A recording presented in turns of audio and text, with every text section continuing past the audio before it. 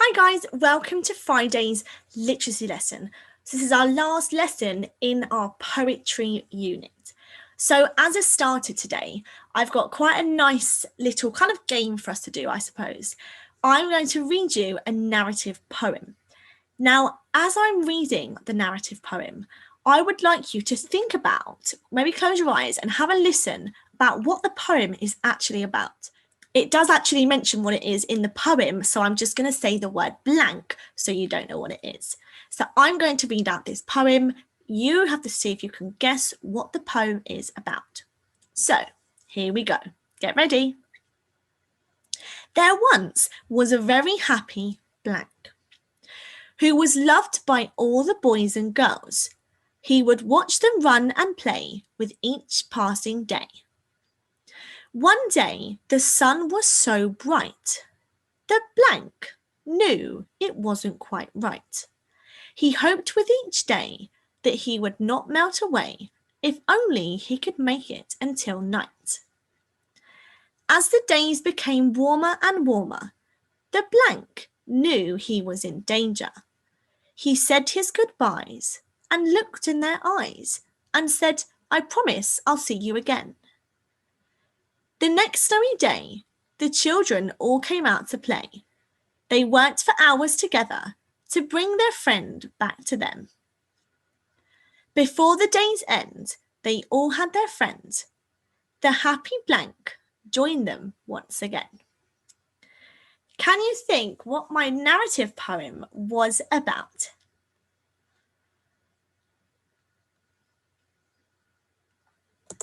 It was about a snowman. Well done if you had guessed snowman, because you got it right. Great job. Did you manage to identify any features of this poem? If you were listening carefully, then you would have noticed that a couple of words did rhyme throughout the poem. Of course, as we can see here, our poem is written in stanzas.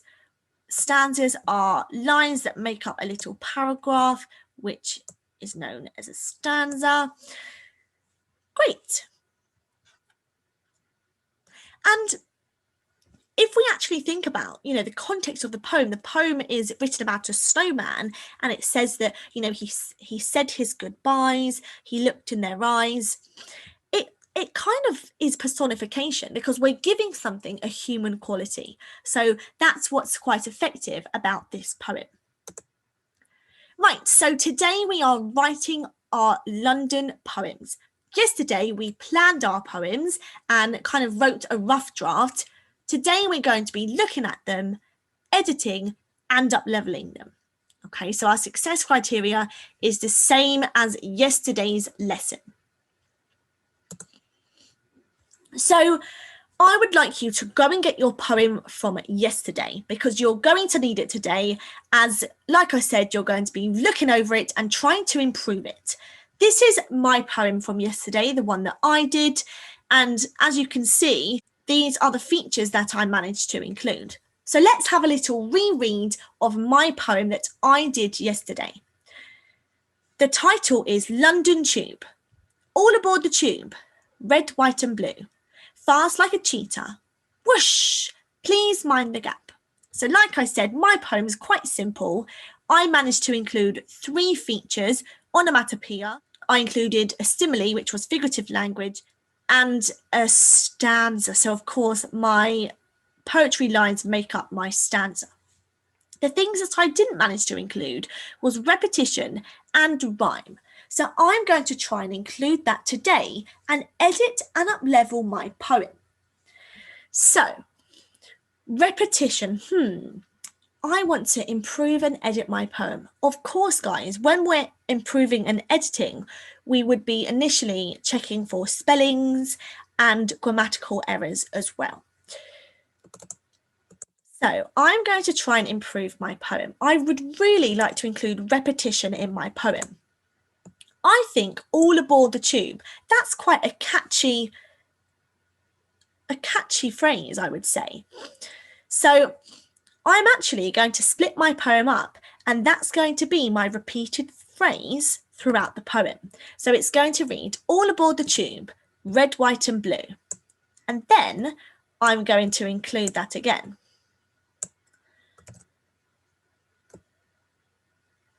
All aboard the tube, fast like a cheetah. So I'm going to obviously do my corrections in a different colour.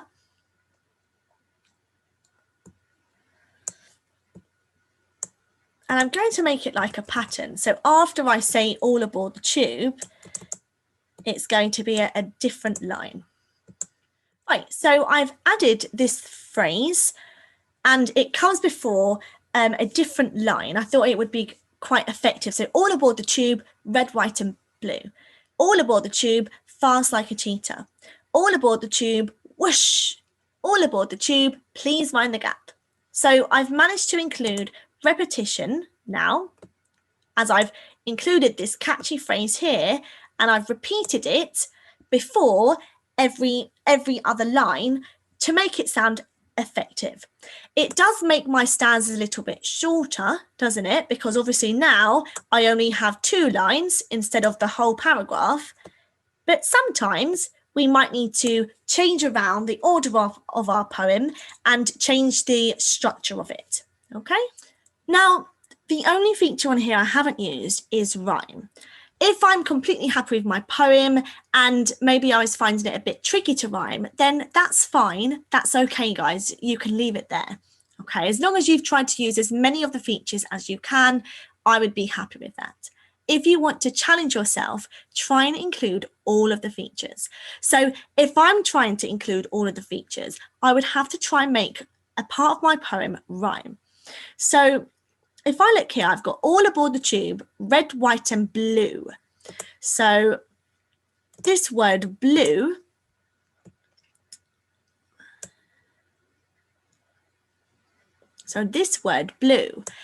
ideally, I really need to make this word something that would rhyme with blue. So blue, clue. Oh, what about Waterloo, which is actually a stop on the London Underground? So I could say red, white and blue, all aboard the tube. Next stop, Waterloo.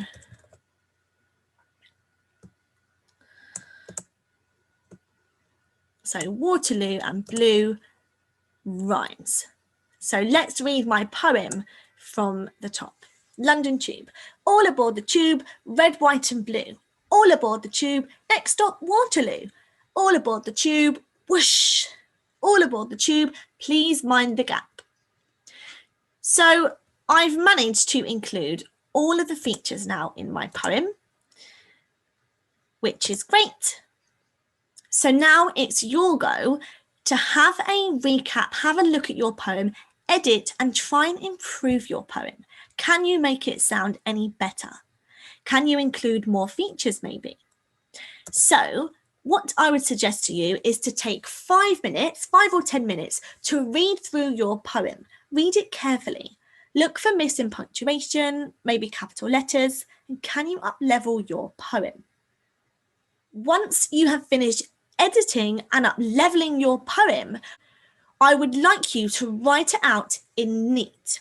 Like we would do in a big write, we would edit our poem, make it as perfect as we can, and then we would copy the final version into our books. So when you are happy with your poem, you can then publish it into your book, into your notebook. If you are writing your poem, make sure you do your neatest handwriting, please. I can't wait to see some of these poems, guys. I'm really excited. Well done for all your hard work this week on our poetry unit. You should be really proud of yourself. Have a great weekend, and I will see you again next week for some more literacy videos.